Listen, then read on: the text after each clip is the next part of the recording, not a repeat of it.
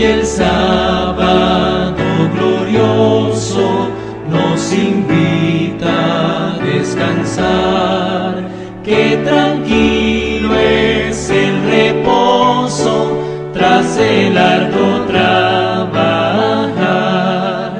Dios que el día nos señala con 1000 pruebas de su amor, santo sábado lo llama, es el día del Señor. Para el hombre fue apartado en la misma creación, fue por Cristo sancionado con su ejemplo y bendición.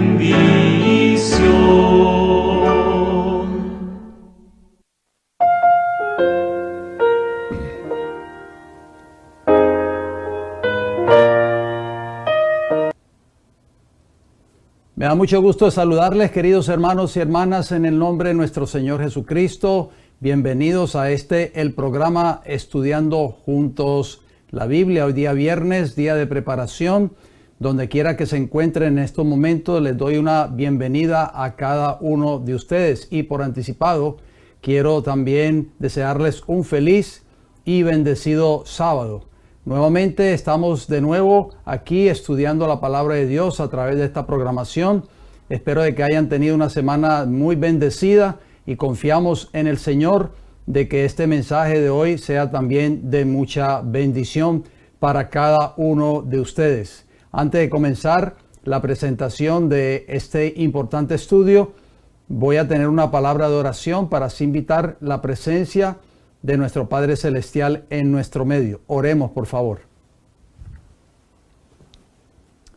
Bendito Padre Celestial, hoy día viernes, día de preparación, le doy las gracias, Señor, por estar aquí nuevamente, juntos como hermanos y hermanas en Cristo Jesús. Gracias porque nos da otra vez la oportunidad de escuchar de su palabra en este día. Pedimos su bendición, que el Espíritu Santo nos hable a través de este medio, de esta programación, y que este mensaje pueda llegar a toda nación, tribu, lengua y pueblo. Gracias, Padre Celestial, por el Espíritu Santo, que es nuestro Maestro, que nos ayuda a comprender y a entender estas grandes verdades que usted tiene para estos días finales. Pedimos su bendición en el nombre de Jesús. Amén, Señor. Muy bien, queridos hermanos y hermanas, una vez más le doy la bienvenida a este programa de hoy. Espero de que sea de mucha bendición. Recuerden que estamos saliendo en vivo a través de 3 plataformas: El Heraldo del Tercer Ángel en YouTube, el mismo nombre en Facebook y el mismo nombre en Rumble. En estos momentos usted todavía tiene la oportunidad de enviarle este enlace, compartir este enlace con cualquier familiar suyo, cualquier persona que usted conozca, compañero de trabajo o hermano tal vez, o hermana de la iglesia donde usted se congrega, y así ellos también puedan escuchar esta programación. Siempre le recuerdo, no se olvide darle un like a estos videos, no se olvide de compartir estas plataformas con sus contactos, y no se olvide recordarle, siempre le recuerdo, no se olvide de activar la campanita con todas las notificaciones en el canal El Heraldo del Tercer Ángel en YouTube, porque de esa manera, cada vez que esta señal esté saliendo en vivo o cada vez que subamos un tema nuevo a nuestras plataformas, usted recibirá una notificación, bien sea a su teléfono inteligente o a su tableta, y de esa manera usted podrá siempre ver esta programación. Quiero decirles que el programa de hoy es un programa muy interesante. Vamos a hablar mucho de historia en esta hora. Recuerden que seguimos adelante con la presentación de esta serie tan interesante que hemos titulado Sábado o Domingo. Es una pregunta. No se olvide que en nuestro canal El Heraldo del Tercer Ángel hay una carpeta ya preparada bajo el encasillado que dice listas o playlist en inglés, y usted busca la carpeta que dice serie, sábado o domingo, y usted podrá ver todos esos temas desde el número 1 hasta el tema que vamos a abordar en esta hora. No se olviden, queridos hermanos, de entrar a ese encasillado, porque ahí usted va a encontrar muchos archivos, muchas carpetas de diferentes temas, de diferentes series que hemos estudiado en programas anteriores, series de profecía bíblica, tanto Daniel como Apocalipsis, series del santuario, series de la justificación por la fe y muchas otras series más. Y también les exhorto de que compartan esos temas, por favor, compartan esos temas con personas que usted conoce para que así usted pueda sembrar la semilla del mensaje que Dios tiene para este tiempo del fin. Recuerden que hay un dicho popular que dice que el que no conoce su historia o el que no conoce la historia está condenado a repetirla. Y es por eso que el programa que vamos a abordar en esta hora o que vamos a estudiar juntos tiene que ver mucho con la historia de la iglesia en los primeros siglos. ¿Por qué? Porque estamos abordando una serie muy interesante acerca de la verdad del sábado y cómo esa verdad del sábado Satanás la fue quitando poco a poco a través del transcurso de los siglos o de los primeros siglos de la era cristiana, después de que los discípulos de Cristo, todos esos grandes portandartes de la fe cristiana fueron muriendo, y Satanás pues quiso cambiar la ley de Dios como estaba profetizado en las profecías de Daniel y Apocalipsis, y entonces por eso es que nosotros necesitamos conocer la historia. Por eso es que hay tanta confusión dentro del mundo cristiano hoy. ¿Por qué? Porque los hermanos dicen, bueno, el pastor me dijo que el sábado ya no hay que guardarlo porque ya Cristo lo clavó en la cruz. Y entonces ya los hermanos o las personas que van a estas iglesias se conforman con eso. Pero no, tenemos que estudiar la historia. ¿Por qué vino ese cambio? ¿Por qué Satanás, a través de un poder político religioso en esta tierra, fue introduciendo ese falso día de reposo en esta tierra? Y así vemos por qué la mayoría de los seres humanos, especialmente las personas que dicen ser cristianas, hoy en este tiempo están guardando el día que no fue ni bendecido ni santificado por Jehová, sino que están observando un falso día de reposo que fue creado por el hombre de pecado, como dice la profecía también del apóstol Pablo. Vamos entonces a entrar de lleno a la presentación de este estudio de hoy. Les digo por anticipado, vamos a leer mucha historia porque tuve que consultar muchas fuentes de historia, queridos hermanos y hermanas, de libros que se han escrito hace cientos de años atrás. Y pues estos libros son basados en cuanto a la historia de la iglesia, especialmente de la iglesia de los primeros siglos. Vamos entonces, ahí ustedes ven en pantalla el título de la serie, como ustedes ven ahí, es sábado o domingo. Esa es la pregunta que estaremos contestando durante toda esta serie hasta que la terminemos. Y hoy, pues el tema no daría para abarcarlo en una sola presentación. Por eso ustedes ven ahí en pantalla, sería el tema número 16 de esta serie, titulado este mensaje, La santidad del domingo durante la edad oscura, parte número 1. La parte número 2, con el favor del Señor, por supuesto, la abordaremos el próximo viernes, si Dios me da el don de la vida.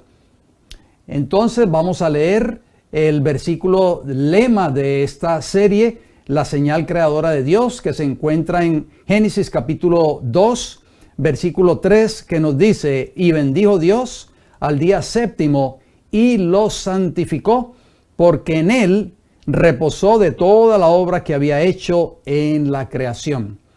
O sea, Dios hizo 3 cosas en ese séptimo día, que fue el día que él estableció y que está en la Biblia. Él bendijo el día séptimo, lo santificó y reposó en él, de acuerdo al texto que ustedes ven ahí en vuestras pantallas, Génesis capítulo 2, versículo 3. Vamos entonces a la parte introductoria de este estudio de hoy.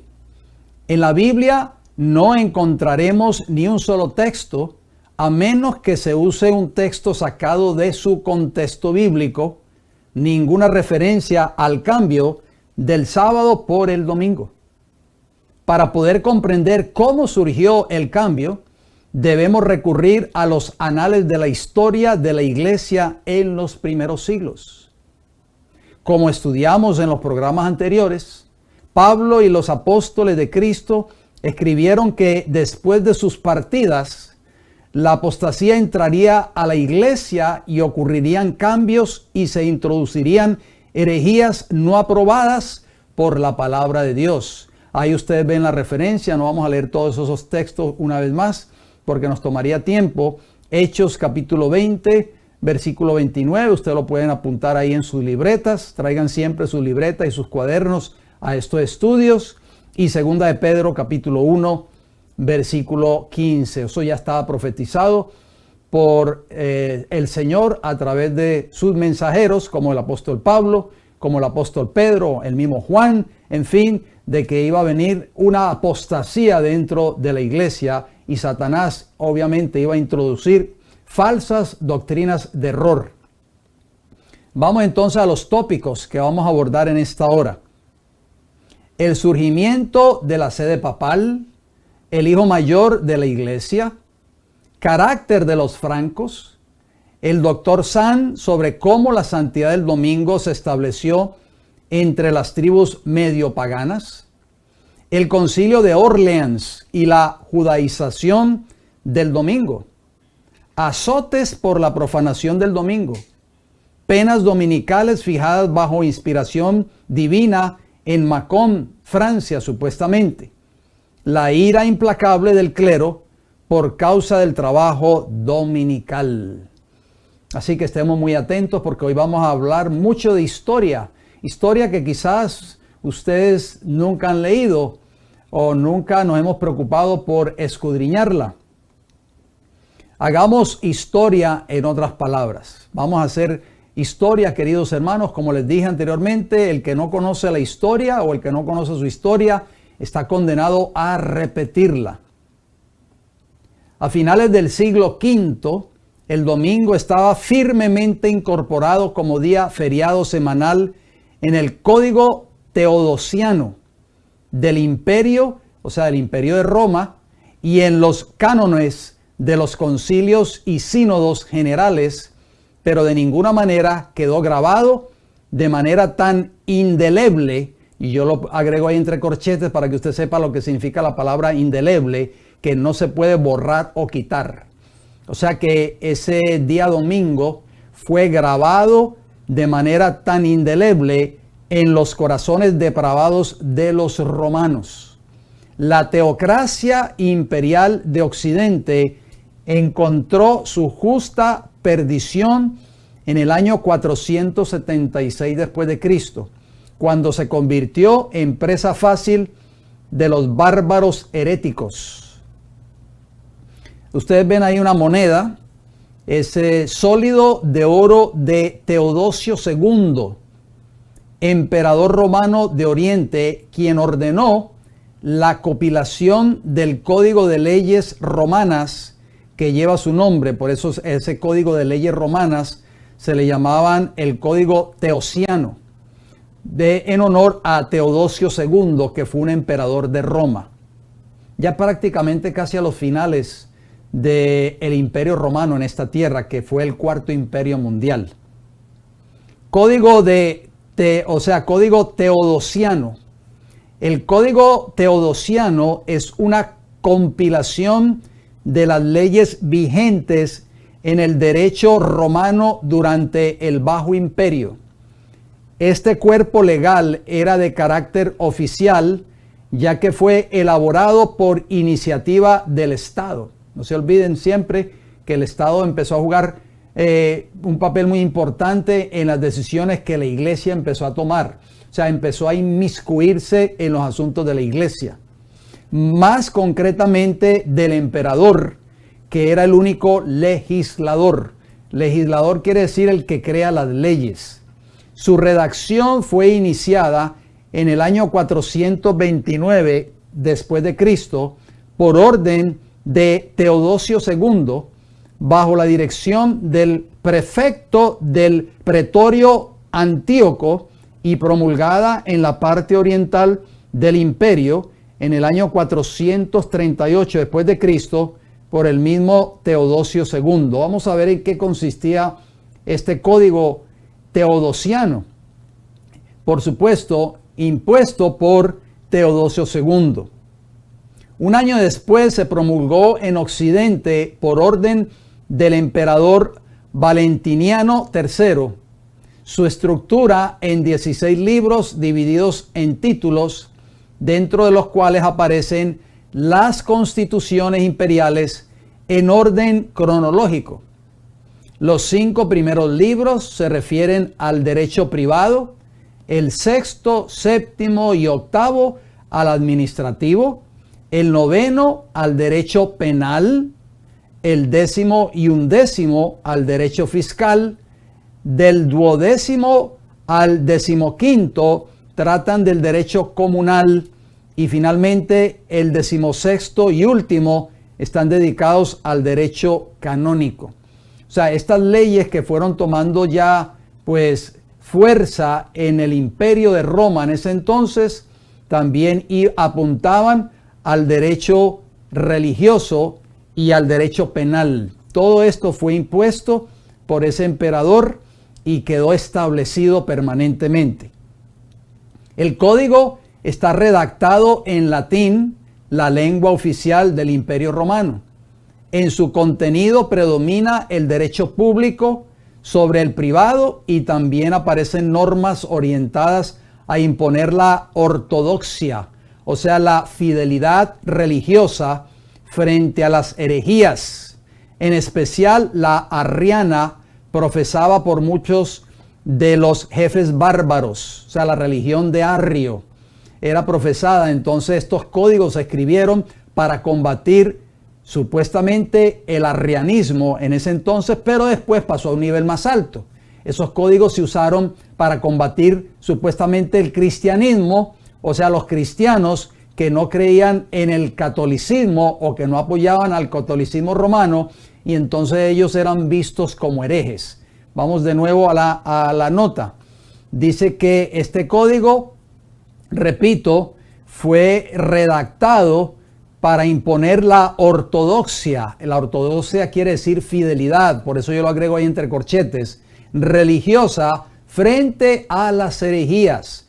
En principio fue contra la herejía de los que se identificaban con Arrio, o sea, era una religión arriana, eran los jefes bárbaros. Por eso, entre sus leyes, el código contiene 65 decretos dirigidos contra los herejes, así como multitud de disposiciones. ¿Para qué? Para regular la segregación de los judíos. O sea, los judíos también entraron en este paquete. ¿Por qué? Porque se prohibió, años después de que fue escrito este código, pues judaizar dentro del Imperio Romano.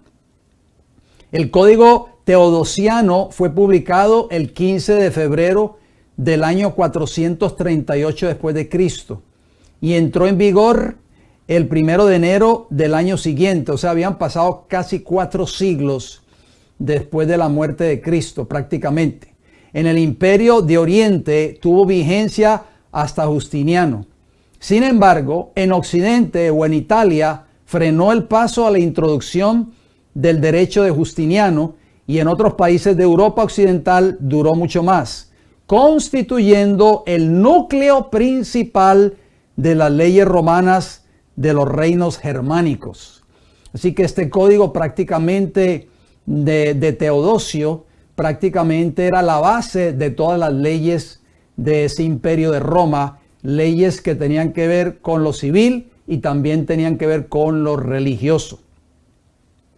A finales del siglo V, el domingo estaba firmemente incorporado como día feriado semanal en el código teodosiano del imperio y en los cánones de los concilios y sínodos generales, pero de ninguna manera quedó grabado de manera tan indeleble en los corazones depravados de los romanos. La teocracia imperial de Occidente encontró su justa perdición en el año 476 después de Cristo, cuando se convirtió en presa fácil de los bárbaros heréticos.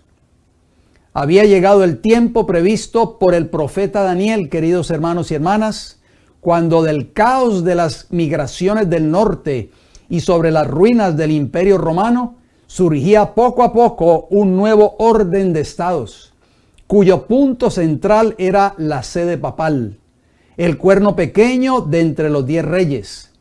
Cuando los bárbaros irrumpieron en Italia, el Papa se convirtió así en el representante de la antigua república. Vamos a leer Daniel capítulo 7, versículo 8. Dice el profeta: mientras yo contemplaba los cuernos, está hablando de los cuernos de la cuarta bestia que él vio allí en Daniel capítulo 7, que simbolizaba por supuesto al cuarto imperio mundial, a la Roma imperial, o sea, la Roma de los Césares. Esta bestia tenía 10 cuernos. Dice que mientras yo contemplaba los cuernos, he aquí que otro cuerno pequeño, en profecía bíblica es el poder papal, por supuesto, salía entre ellos, y delante de él fueron arrancados 3 cuernos de los primeros. Fíjense bien, el poder papal arrancó 3 de esos cuernos, y he aquí que este cuerno tenía ojos como de hombre y una boca que hablaba grandes cosas. Quiero decirles que de esta profecía de Daniel capítulo 7 hemos hablado mucho en épocas anteriores. Si usted nunca ha visto estos temas, yo le exhorto de que entre a nuestro canal El Heraldo del Tercer Ángel, vaya al encasillado que dice listas y busque el archivo o carpeta que dice profecías de Daniel. Ahí usted va a encontrar estos temas muy interesantes. No deje de visitar siempre nuestro canal, por favor.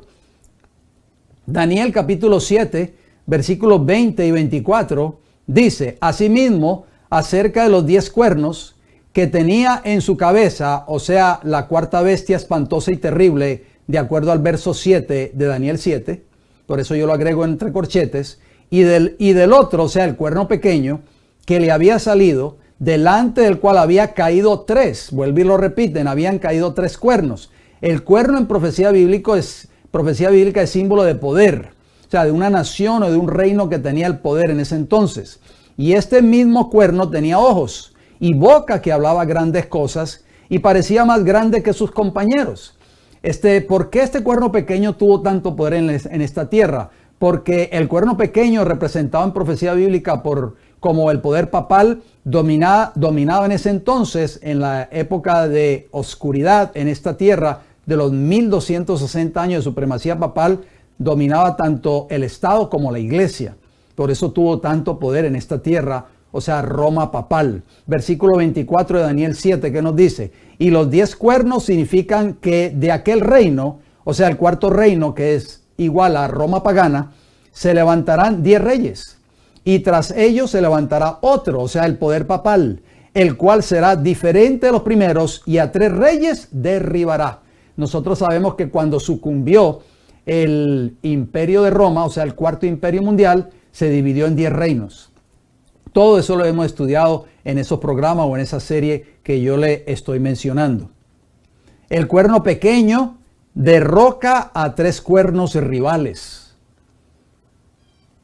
Pero antes de que el papado pudiera asumir el tal poder, primero debía hacerse lugar para él entre los reyes. El arrianismo no solo había desempeñado un papel importante en la corte bizantina, sino que los bárbaros se habían apegado a él. ¿Por qué? Porque los bárbaros no simpatizaban con Roma papal, por eso eran enemigos de Roma. Y entonces la profecía de Daniel decía que ese cuerno pequeño iba a derribar a 3 reinos, o a 3 cuernos, o los iba a arrancar. Daniel 7 presenta la sucesión de Babilonia, Medo-Persia, Grecia y Roma. Luego de esto se le muestra al profeta un elemento nuevo, o sea, la aparición de un cuerno pequeño. Según Daniel 7 y 8, la cuarta bestia tiene 10 cuernos y luego crece un cuerno pequeño que derriba 3 de ellos. El imperio romano fue invadido por una serie de tribus germánicas y cayó finalmente en el año 476 después de Cristo. Luego de esto, la supremacía papal tiene su inicio en el año 538 después de Cristo.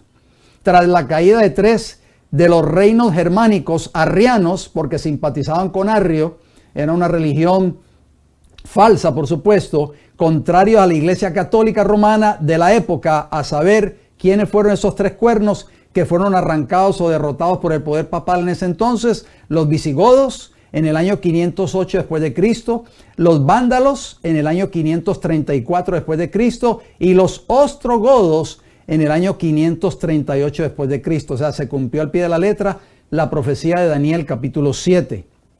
Vamos a ver, ustedes ven ahí en pantalla esa imagen. Quizá usted nunca había escuchado de este rey. Se llamaba Flavio Clodoveo I. ¿Quién fue Flavio Clodoveo I? Bueno, Flavio Clodoveo I del año 466 al año 511 fue el primer rey de los francos, oigan bien, en unificar casi toda la Galia, todo ese territorio, en otras palabras. Fue coronado como rey de los francos en el año 481 después de Cristo, tras lo cual emprendió una serie de campañas con las que logró someter al resto de pueblos francos. Por supuesto, fue un instrumento de Roma papal en ese entonces. Fue coronado como rey de todos los francos alrededor del año 509 después de Cristo, poco después de establecer la ciudad de París como la capital de su nuevo reino franco. Interesante. Durante la batalla de Tolbiac, hacia el año 496 después de Cristo, Clodoveo se encontraba luchando contra los alamanes con el fin de extender su territorio hacia el este. Eran también parte de esas tribus bárbaras que invadieron a Roma. Su ejército se encontraba casi vencido, o sea, el ejército de Clodoveo. No sabiendo a qué otro dios pagano rezarle, Clodoveo oró entonces a Cristo y le prometió que si ganaba la batalla se convertiría al cristianismo, porque era un rey pagano, por supuesto, en ese entonces. Era el rey de los francos. Los francos también eran una de esas naciones que invadieron a Roma imperial. En el centro de la batalla, cuando entonces el mismo Clodoveo se encontraba acorralado y a punto de ser capturado, noten lo que sucedió. El jefe alamán es alcanzado por una flecha, lo que hizo que su ejército se fuera a la deriva y huyera en pánico. Clodoveo recibe entonces el bautizo con unos 3,000 guerreros de las manos de San Remigio en Reims, el 25 de diciembre entre el año 496 después de Cristo. Este bautizo se convirtió en un evento significativo en la historia de Francia. Casi todos los reyes franceses fueron a partir de entonces consagrados a la Catedral de Reims hasta 1824, fecha en la cual el rey Carlos X o Carlos X de Francia accedió al trono. Todo esto está en la historia. En cualquier enciclopedia usted puede encontrar esta información. Ahí ustedes ven una imagen del bautizo de Flavio Clodoveo. Según supuestamente él dice que fue Cristo que lo salvó en esa batalla y por eso él se convirtió. Pero no se convirtió al cristianismo, queridos hermanos y hermanas. Se convirtió al catolicismo romano. El bautizo de Clodoveo, que fue por aspersión, no por inmersión, marca el inicio del lazo entre el clero y la monarquía francesa. Lazo que habría de perdurar hasta inicios del siglo XIX.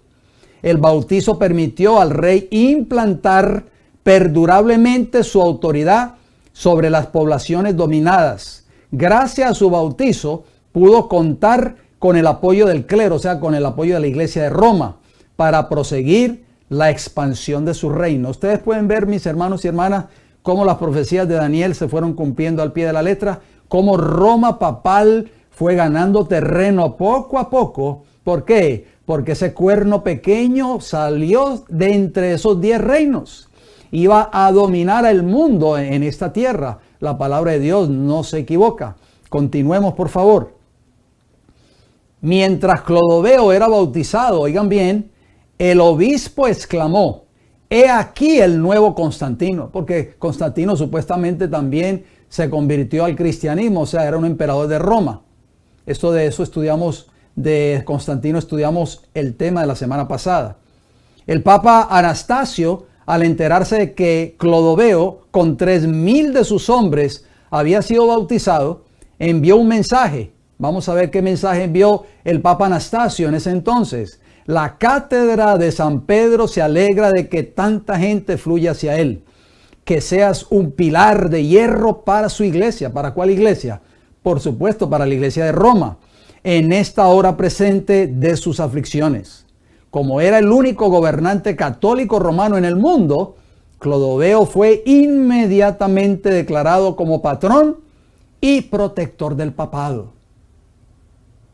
Vamos a citar este libro que ustedes ven ahí en pantalla, La historia de los papas, escrito por Leopoldo Ranke, edición 1884. Vamos a leer una declaración de esta historia fascinante de los papas de Roma y dice así de esta manera. El Papa Gregorio II, años 715 al año 731, había percibido las ventajas que había obtenido. Lleno de una orgullosa timidez, le escribió así a aquel iconoclasta. La palabra iconoclasta, yo lo pongo ahí entre corchetes, quiere decir seguidor de una corriente que en el siglo VIII negaba el culto a las imágenes sagradas. Este Papa Gregorio II le escribió a un iconoclasta, o sea, a un emperador que se llamó León III el Isaurio. O sea, era un distrito en Asia Menor. ¿Por qué? Porque le dice iconoclasta, porque supuestamente este emperador no seguía la corriente o negaba el culto a las imágenes sagradas. Vamos a ver qué le escribió este Papa Gregorio II al emperador León III en ese entonces. Leamos, por favor. Estoy citando este libro, La historia de los papas. Todas las tierras de Occidente tienen los ojos puestos dirigidos hacia nuestra humildad. Por ella somos considerados un Dios sobre la tierra. ¿Qué les parece a ustedes? Historia de los papas, tomo 1, página 14.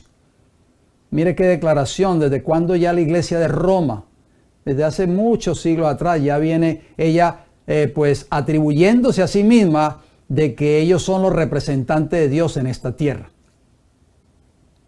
El carácter de los francos, vamos a hablar un poco acerca del carácter de los francos.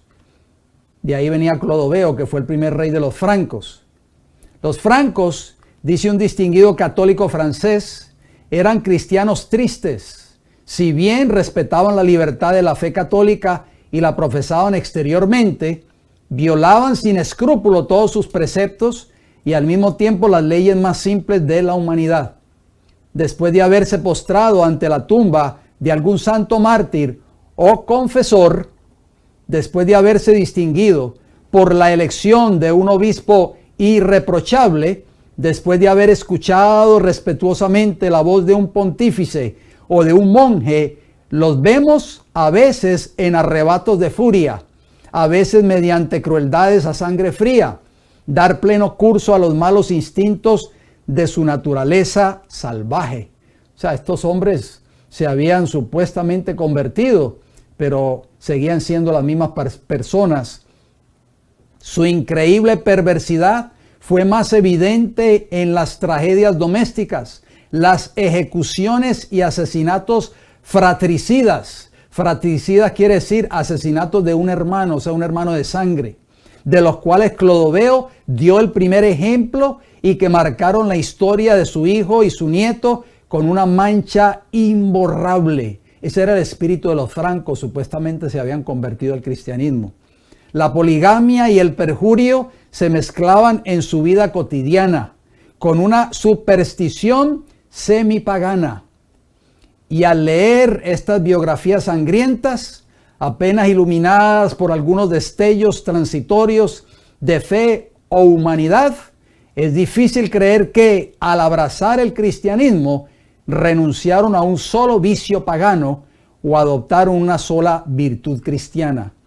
Ahí ustedes pueden ver la declaración, Montalbert, tomo 2, página 235, ahí está prácticamente el enlace donde usted puede encontrar toda esta historia, queridos hermanos y hermanas. O sea, la iglesia de Roma prácticamente adoptó el paganismo de Roma imperial y de toda esa adoración a los ídolos, y se lo vistió, entre comillas, de cristianismo. Por eso estas naciones que se fueron convirtiendo poco a poco al transcurrir los años. Clodoveo fue el primer rey franco que se bautizó y se convirtió al catolicismo, pero todos estos hombres que supuestamente estaban aceptando el cristianismo siguieron practicando su vida disoluta, siguieron practicando los mismos crímenes, siguieron practicando parte de su religión pagana,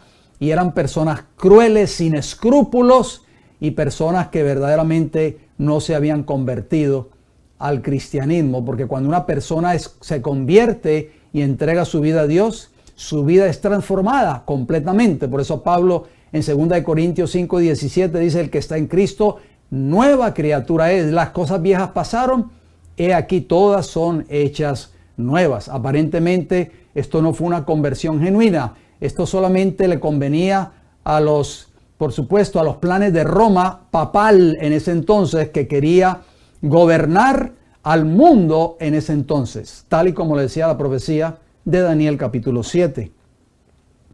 Vamos a esta pregunta: ¿cómo se estableció la santidad del domingo entre las tribus paganas? Estaba reservado a los legisladores de los estados alemanes imponer rigurosamente a las tribus ingobernables y medio paganas la celebración del domingo, cuyo objetivo principal era el cese del trabajo.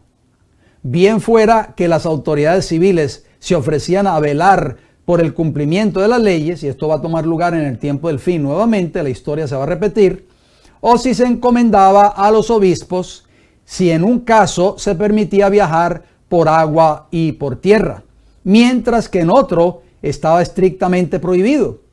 Si debería imponerse únicamente una sanción monetaria o patrimonial, o si podría ampliarse hasta privar de libertad a los nacidos libres y amputar la mano derecha del esclavo. ¿Qué le parece a ustedes, queridos hermanos y hermanas? O sea, la persona que estaba ya violando el domingo en esa época podía incurrir bien sea en penas monetarias, o también, si era esclavo, se le podía amputar la mano derecha. El espíritu de estas leyes fue siempre el mismo, el del Antiguo Testamento. O sea, ellos se amparaban en las leyes mosaicas para decir: no, el que viole el día del Señor, por supuesto, ya no estaba hablando del sábado, estaba hablando del domingo, hay que imponer estas leyes fuertes, tal y como lo hizo Moisés en los días del antiguo Israel. Sigamos leyendo esta declaración. Esta legislación va acompañada de una nueva doctrina teológica del domingo, o está fundada en ella desde el principio. Que esta celebración cristiana del domingo se identificara con la observancia del sábado ordenada por Dios a través de Moisés era una doctrina nunca oída en la iglesia antigua. Al principio, esta doctrina parece haber levantado su cabeza tímidamente, o sea, la introducción del domingo. Sin embargo, ya debe haber estado activa cuando, en el año 538 después de Cristo, el concilio de Orleans se opuso como superstición judía a la idea de que debería ser ilegal montar a caballo, conducir, preparar comida, limpiar la casa o bañarse los domingos.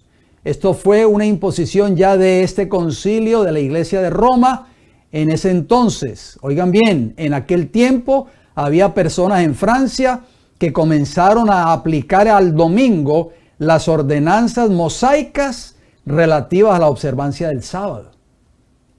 Apenas había pasado medio siglo, o sea, 50 años, antes de que los sínodos aceptaran el mismo principio que habían rechazado en Orleans. De ahí en adelante se convirtió en regla enfatizar como característica de la observancia del domingo la omisión del trabajo servil en todos los decretos de los sínodos y en las leyes civiles, y apelar a la ley mosaica del sábado como un mandamiento todavía vinculante para el cristianismo. Se declaró que los antiguos doctores de la iglesia habían transferido toda la gloria del sábado judío al domingo. Y de esta manera habían hecho de la ley del sábado algo moderada, la base para la observancia cristiana del domingo. Luego, también se contaron a la gente historias espantosas del juicio divino contra el trabajo dominical. La intención de tener un afecto muy poderoso sobre el pueblo y los príncipes había engendrado esta nueva doctrina dominical. Cánones de concilios, estatutos del derecho civil y declaraciones de escritores eclesiásticos confirman plenamente este testimonio del Dr. Sand, porque a partir del siglo VI alteran su tono, con frecuencia se contradicen entre sí, pero todo el tiempo están empeñados en identificar gradualmente el domingo con el sábado. Interesante, ahí está esta nota del Dr. Sand en la historia, página 42 a la página 44. Ahí ustedes ven que como poco a poco Satanás fue introduciendo el domingo en vez del sábado, y el sábado quedó prácticamente en la historia y fue poco a poco siendo sepultado. Vamos a hablar del concilio de Orleans. ¿Qué tomó lugar en ese concilio? Ahí ustedes pueden ver esa imagen. Eso pues allí durante la época de los francos en Francia se llevó a cabo ese concilio de Orleans. Veamos por favor. El concilio de Orleans del año 511 después de Cristo, o primer concilio de Orleans, como se le conoce en la historia, fue el primero de los numerosos concilios de los siglos VI y VII que se convocaron en esta ciudad. El primer concilio se reunió en julio del año 511 y reunía a 32 obispos. Fue convocado por Clodoveo I. ¿Se recuerdan de Clodoveo? Fue el primer rey franco que se bautizó en la fe católica. Este Clodoveo I convocó este concilio, quien estuvo presente durante el concilio. Durante todo el concilio estuvo presente Clodoveo I, rey de los francos.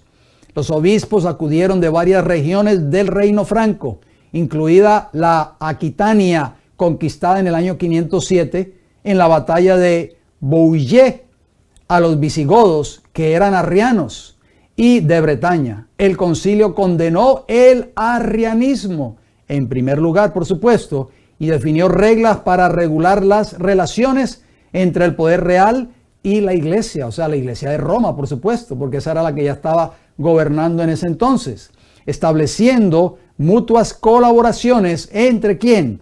Entre los reyes de Francia y la iglesia católica. Ahí podemos ya ver que la iglesia de Roma se fue uniendo ¿con quién? Con el Estado. La iglesia y el Estado, cuando se unen, siempre va a venir ¿qué? Persecución sobre los fieles. O sea, sobre los que estén en contra de los dogmas y de las tradiciones y de las falsas doctrinas de la iglesia. Y es por eso que vimos a todos estos cristianos como los valdenses. De eso vamos a estar hablando en programas posteriores, si Dios nos da la vida, y de todos estos hombres y mujeres que fueron masacrados, perseguidos, encarcelados, martirizados, en fin, desterrados de sus tierras, porque no simpatizaban con la iglesia establecida en ese entonces, que era Roma papal. ¿Por qué? Porque ya Roma papal dominaba el poder del Estado. Y así fue prácticamente lo que estamos leyendo en esta historia. Estos fueron prácticamente la base que se fue poniendo para que Roma papal llegara a gobernar el mundo, tal y como estaba profetizado en Daniel capítulo 7, versículo 25. Vamos a leer esta nota, por favor. Comenzaremos con los concilios occidentales, donde se expresa más claramente el sentimiento del obispo romano. El primer concilio nacional de Orleans, año 511, por supuesto, después de Cristo, decretó, Canon 26, ¿qué decretó? Los domingos, los miembros laicos deben asistir a toda la misa y no deben salir antes de la bendición. ¿Qué días, queridos hermanos y hermanas? El domingo, no el sábado, el domingo. Si alguno se marcha, o sea, antes de que termine la misa, será censurado públicamente por los obispos. Eso está en el canon ya establecido de ese concilio de Orleans, en el año 511 después de Cristo. Canon 31. El obispo, a menos que esté enfermo, no debe dejar de asistir al servicio divino del domingo en la iglesia más cercana a él. Por eso hubo que instar incluso a los obispos a que asistieran a los servicios dominicales, lo que en ocasiones los ocupó. Nos lo revela el canon 41 del Concilio de Aragón. Leamos por favor. Ningún obispo o presbítero podrá juzgar en domingo. Sin embargo, podrán resolver disputas en los demás días, con excepción de las causas penales. Pero el estatus real de la observancia del domingo a principios del siglo VI nos lo presenta el canon 28, o sea, número 28, del Tercer Concilio de Orleans. Leamos por favor. Canon 28. Porque están persuadidos de que no deben viajar en el día del Señor con caballos, bueyes y carruajes. Por supuesto, cuando habla del día del Señor, en ese canon 28 del Concilio de Orleans, no está hablando del sábado, está hablando del domingo. Ni preparar nada para la comida, ni emplearse en ninguna forma que conduzca a la limpieza y adorno de sus casas o personas, lo cual se ha demostrado que pertenece más a la superstición judía que a la observancia cristiana. En otras palabras, si estaban guardando otro día que no fuera el domingo, estaban tratando de seguir guardando el sábado, ya eso era una superstición judía y no cristiana, según este canon 28 del Concilio de Orleans. Ordenamos que esas cosas sean lícitas, como lo han sido hasta ahora. Además, decidimos abstenernos de trabajar en el campo, de arar, de podar vides o de cosechar, al menos con frecuencia, para poder tener más tiempo libre para asistir a la iglesia debido al sermón. Si alguno se encuentra ocupado en las ocupaciones antes mencionadas, que le están prohibidas, oigan bien, será obligado a obedecer de alguna manera, no mediante la severidad de los laicos, sino mediante la reprensión sacerdotal. ¿Qué les parece a ustedes, queridos hermanos y hermanas? Ahí vemos que ya el domingo se había hecho prácticamente obligatorio, so pena del Estado, so pena de la iglesia. Esto no era una opción, no era decir, no, si tú quieres ir el domingo a la iglesia puedes ir, si no quieres ir no vayas. Ya era una ley impuesta y era parte del canon de este concilio de Orleans. Y el que desobedecía tales leyes ya estampadas y ya escritas y ya hechas por este concilio, estaba en graves problemas. Azotes por la profanación al domingo. Miren qué interesante. Y el derecho civil siguió rápidamente las huellas del eclesiástico. O sea, del eclesiástico tiene que ver con la iglesia. En el año 554 después de Cristo, el rey Childeberto promulgó una ley contra quienes persistían en conservar ídolos paganos en sus propiedades y contra la profanación del domingo. La parte de la ley que se refiere a este último tema, o sea, la profanación del domingo, dice así: nos ha llegado queja de que entre el pueblo se cometen muchos sacrilegios que entristecen a Dios y el pueblo se convierte en presa de muerte a causa de sus pecados. Las vigilias nocturnas se pasan en borracheras, deportes y disturbios, y las bailarinas deambulan por los pueblos, incluso en los días santos como la Pascua, Navidad y otras festividades, o en el día del Señor. Por supuesto, está hablando del domingo, por eso yo lo agrego ahí entre corchetes.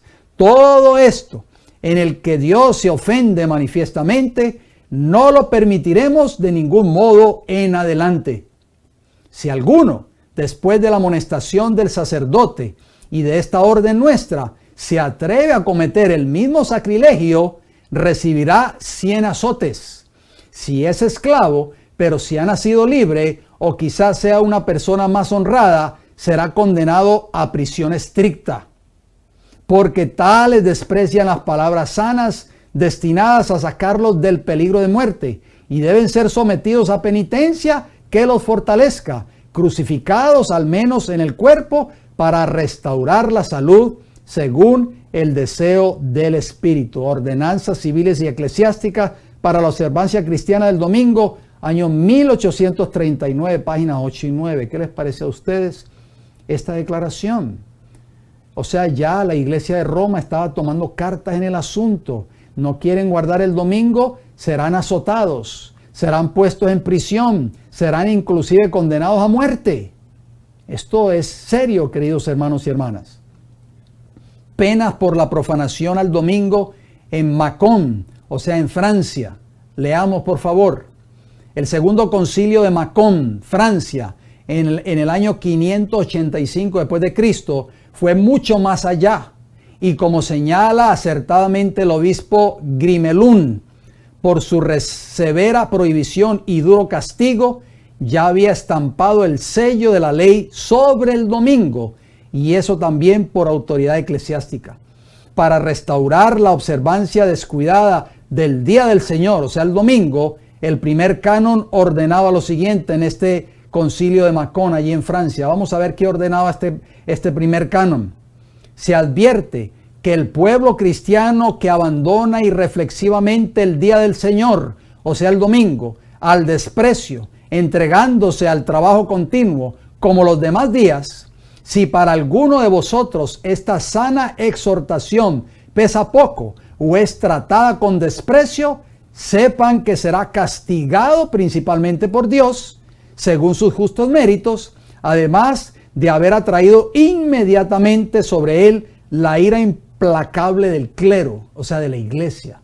O sea, supuestamente el que transgredía el domingo en ese entonces estaba trayendo la ira sobre él mismo. Primero, la ira de Dios, supuestamente, y segundo, la ira implacable del clero, o sea, de los líderes de la iglesia católica, según este concilio de Mâcon, allí en Francia, en el año 585, en ese primer canon. Sigamos leyendo. Si tiene un caso ante el tribunal, lo perderá irreparablemente. Si es labrador o esclavo, será azotado con azotes más severos. Si es clérigo o monje, será excluido de la sociedad de sus hermanos durante 6 meses. Porque todo esto nos devuelve la mente perdonadora de Dios, así como también aleja de nosotros las plagas de la enfermedad y la esterilidad. Imagínense ustedes, Cristo actuó de esa manera, queridos hermanos y hermanas, por aquellos que eran transgresores. Pero aquí vemos una iglesia implacable, una iglesia que no escatimaba ni labrador, ni esclavo, ni inclusive a monjes o clérigos que trataran o se atrevieran a violar el domingo. Estos castigos debían ser ejecutados por las autoridades eclesiásticas. Esto fue pavimentando prácticamente para que Roma papal tuviera el control y comenzara esa persecución de 1260 años sobre aquellos que estaban en contra de los dogmas de la Iglesia de Roma. Para dar a todo el asunto su sanción real, el rey Guntram emitió el 4 de noviembre del año 585 un gloriosísimo precepto para los obispos y jueces de su reino. En este extenso decreto, que abarca varias páginas, encarga solemnemente a los eclesiásticos, o sea, los líderes de la Iglesia Católica y autoridades civiles, o sea, la Iglesia de los Estados Unidos, a imponer al pueblo este mismo canon del concilio relativo a la observancia del domingo. De lo contrario, se harían culpables de la ira divina, que seguramente caería sobre ellos. Y continúa diciendo lo siguiente: a la fuerza de este decreto y a la luz de esta definición general, se ordena, oigan bien, eso era una ordenanza, no se le estaba dando opción a la persona de escoger. Se ordena, por tanto, que en todos los días del Señor, en que se honre el misterio de la santa resurrección, porque supuestamente por eso las iglesias hoy guardan el domingo, porque es en honor a la resurrección de Cristo, o en cualquiera de las demás fiestas en las que, según la costumbre, se reúna la asamblea religiosa de todo el pueblo, está cuidadosamente convocado a reverenciar los oráculos de los templos. Se suspende todo trabajo corporal excepto el necesario en la preparación de los alimentos, y en particular no hay procedimientos judiciales por cualquier causa. Ahí podemos darnos cuenta, queridos hermanos y hermanas, que la iglesia de Roma comenzó a tener el poder civil, y es por eso que vinieron estas multas, estas penas, estos castigos a todos los violadores del domingo en ese entonces. Concilio de Narbona en Francia. ¿Qué más agrega este concilio? El canon 4 del concilio de Narbona, o sea, en el año 589 después de Cristo, ordena a todos esta abstinencia del trabajo. Dice así: ningún hombre, libre o esclavo, gótico, romano, sirio, griego o judío, hará ninguna clase de trabajo en el día del Señor, o sea, en el domingo, ni pondrá yugo sobre ganado, excepto en caso de necesidad. Pero si alguien se atreve en hacer trabajo, el nacido libre pagará al magistrado 6 solidi. Un solide en ese entonces equivalía a unos 12 chelines o $3 en 1910, y el esclavo recibirá 100 azotes por violar supuestamente el día del Señor, o sea, el domingo. ¿Qué les parece a ustedes, queridos hermanos y hermanas? Estaba profetizado en la Biblia que todo esto tomaría lugar. La respuesta es sí. Daniel capítulo 7, versículo 25. Leamos, por favor. La Biblia no se equivoca. La profecía ya estaba escrita. Dice Daniel, hablando del cuerno pequeño: y hablará palabras contra el Altísimo.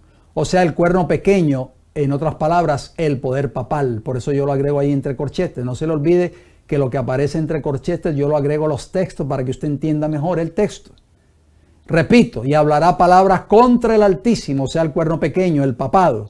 Y a los santos del Altísimo quebrantará, o sea, los fieles, aquellos que se mantuvieron fieles a la observancia de los mandamientos de la ley de Dios. Y pensará en cambiar, ¿qué cosa? Los tiempos y la ley, o sea, la sustitución del sábado por el domingo. Ya todo esto estaba profetizado en el libro de Daniel.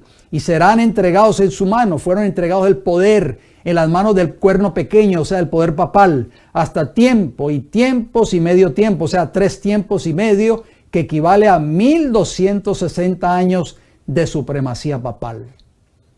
Estamos viendo prácticamente los primeros pasos de toda esta historia que estoy citando en esta hora, los primeros pasos, el cimiento que ya estaba poniendo Roma para cumplir cabalmente la profecía que usted está viendo ahí en pantalla de Daniel capítulo 7, versículo 25.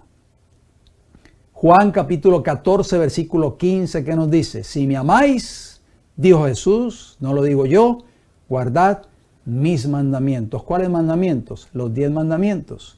Y parte de esos 10 mandamientos, ¿cuál es? El cuarto mandamiento, que tiene que ver con la observancia del verdadero día de reposo, el 7º día de la semana, el día que Dios bendijo y santificó en el Edén, el sábado. Elena G. White escribió, vamos a ir terminando con esta declaración inspirada de esta mensajera del Señor. Noten lo que ella escribió. En el siglo VI, el papado concluyó por afirmarse. El asiento de su poder quedó definitivamente fijado en la ciudad imperial, cuyo obispo fue proclamado cabeza de toda la iglesia. El paganismo había dejado el lugar al papado.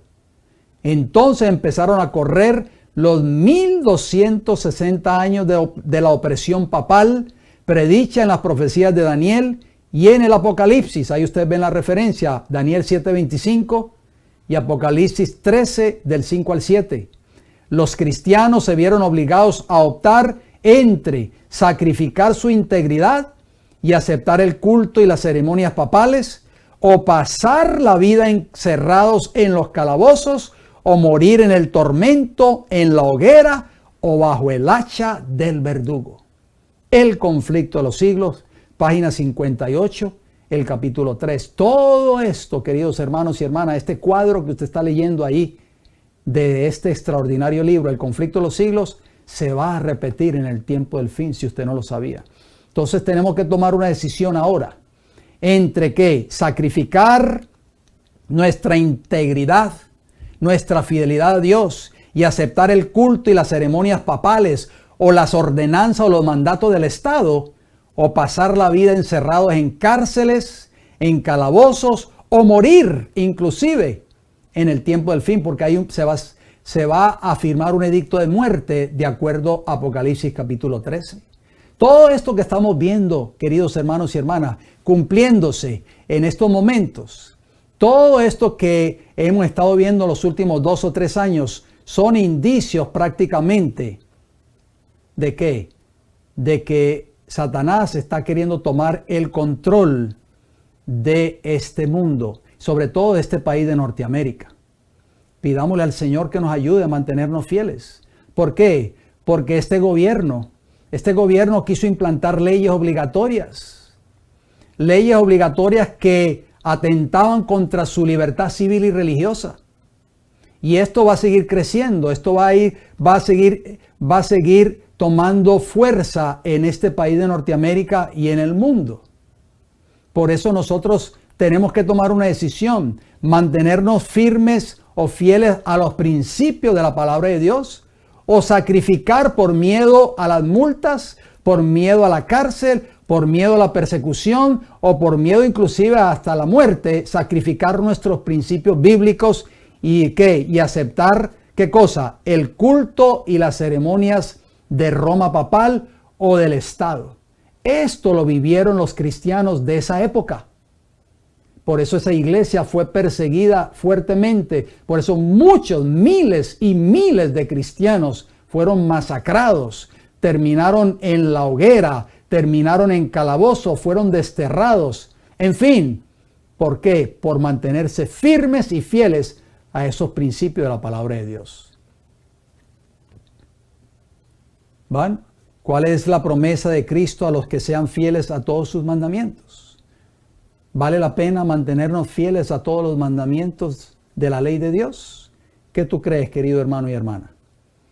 Esa promesa va a ser que un día tú y yo vamos a poder entrar por las puertas de la santa ciudad de Jerusalén si nos mantenemos fieles a esos principios. Todos esos mártires de los 1260 años de supremacía papal que dieron sus vidas por el Evangelio y por la verdad bíblica, pasarán por esas puertas de la santa ciudad de Jerusalén un día, cuando Cristo venga por segunda vez.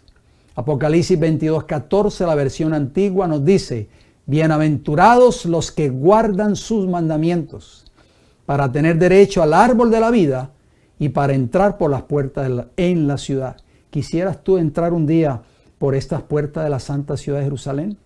¿Quisieras tú formar parte de esos redimidos que estarán vestidos con ropas blancas, que representa la justicia de Cristo? Quizás querrás tú, querido hermano y hermana que me escucha en esta hora, estar delante del trono de Dios un día y estar al lado del árbol de la vida que está en el centro del paraíso de Dios, o en el centro de la ciudad de Dios allí en el cielo. Para que tú y yo podamos lograr eso, tenemos que ser fieles a esos mandamientos de la ley moral de Dios. Por eso tenemos que orar y pedirle a Dios que nos ayude. Apocalipsis 3:11, otra hermosa promesa. He aquí yo vengo pronto. Ya lo que nos falta es poco, queridos hermanos y hermanas. Ya no hay tiempo para mirar hacia atrás como la mujer de Lot. He aquí yo vengo pronto, retén lo que tienes para que ninguno tome tu corona. Tienes una corona de vida eterna reservada para ti, para mí, para todos nosotros. No permitamos que nuestra infidelidad nos lleve a perder esa corona de la vida eterna. La palabra de Dios es nuestra única regla segura de fe. Es conocida como nuestra lámpara que ha de alumbrar nuestro camino de salvación. Gracias a Dios por su palabra. Vayamos a ella, estudiémosla, dejémonos llevar por un escrito está. Y encontraremos que Dios nunca aprobó el cambio de su verdadero día de reposo por un falso día de reposo que es el domingo. Nuestra única regla segura, el estudio diario de la palabra de Dios y la oración. Apocalipsis capítulo 3, versículo 20. Jesús nos dice en su palabra: he aquí yo estoy a la puerta y llamo. Si alguno oye mi voz y abre la puerta, entraré a él y cenaré con él y él conmigo. ¿Has escuchado la voz de Dios a través de este programa en el día de hoy? Jesús quiere entrar a tu vida, quiere formar parte de tu vida. El Señor va a entrar al corazón que lo deje entrar. Al corazón que le cierre su puerta, Jesús no puede entrar porque Él no obliga a la entrada. Jesús solamente toca la puerta. Y si usted, querido hermano y hermana que me escucha en esta hora, ha escuchado la voz de Jesús a través de este mensaje de hoy, yo creo que ya es tiempo, independientemente de la religión que usted profese creer, o a la iglesia que usted profese asistir, o si tal vez usted es un ministro o pastor que me está escuchando en esta hora, creo que ya es tiempo de que usted reconozca de que el verdadero día de reposo es el sábado de Jehová.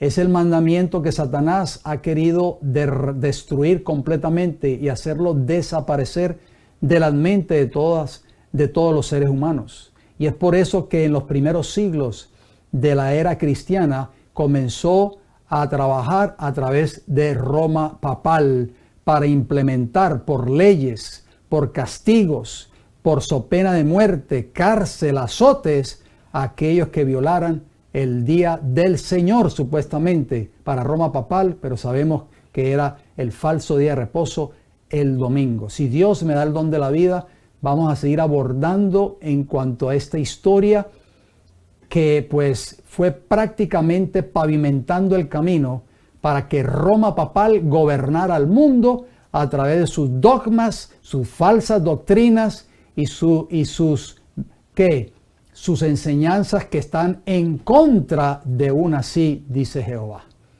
Voy a terminar con una palabra de oración en esta hora. Oremos, por favor. Padre Celestial, gracias, Señor, por su palabra. Gracias por este mensaje de hoy. Pedimos su bendición. Pedimos que el Espíritu Santo nos dé sabiduría para seguir estudiando estos mensajes.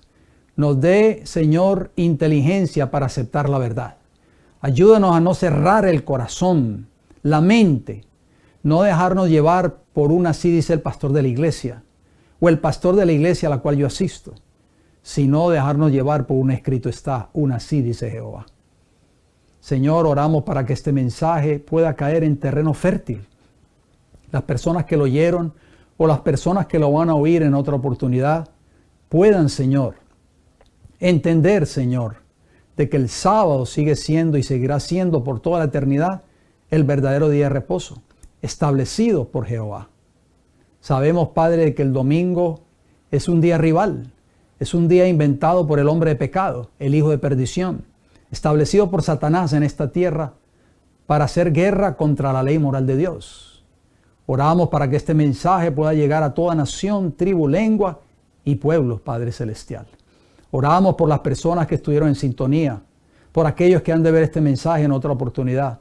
Si hay alguna persona que tal vez ha de ver este mensaje que todavía no guarda el sábado o no entiende la verdad del sábado, Señor, oramos para que esta persona, usted toque su corazón y pueda conocer esta verdad y aceptarla en su vida.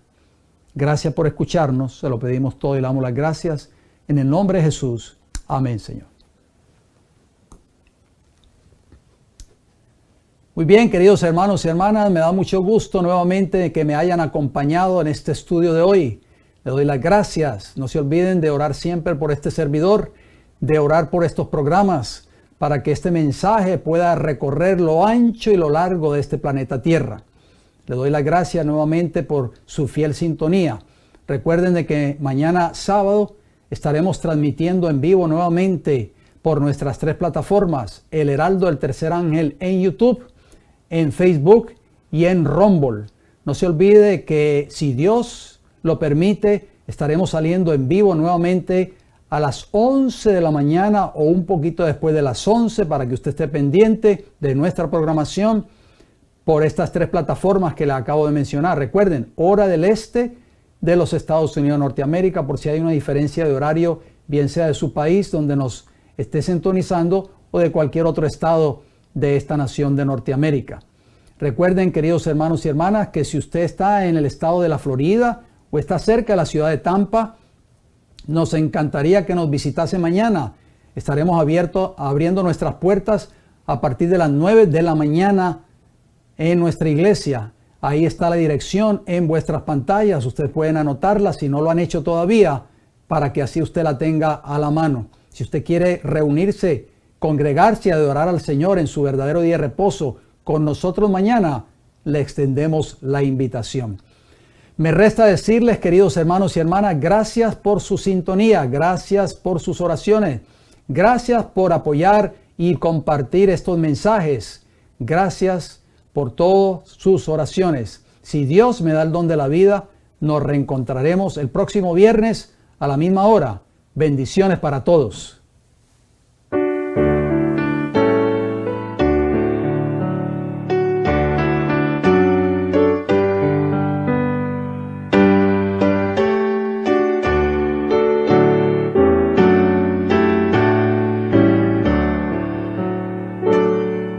Jesús pronto volverá al mundo con gran poder.